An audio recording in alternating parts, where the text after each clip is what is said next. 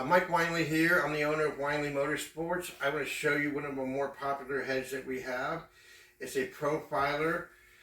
We call them a 375X 385X. We start with the 290 or 320 casting, and we CNC their 275 port in it. And we also do a 385 port, which is a little bit bigger with a little bit bigger valve. So we either finish them with a 350 or 375 on the intake and a 850 on the exhaust. And we got a 55-degree seat angle.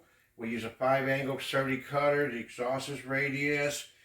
The heads really flow a lot of air. They flow anywhere from 475 to 485. It's a really good head. Sometimes flow numbers don't mean anything. On this head, it runs down the track really fast. It's probably the most popular naturally aspirated head out there. And we get, for bare castings, are $29.95. CNC with a 30 valve job, we are asking $37.95. And we get $49.95 for them complete.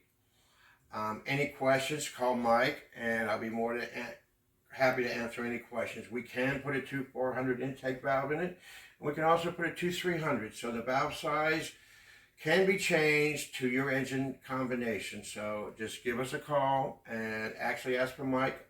I'd be more than happy to help you.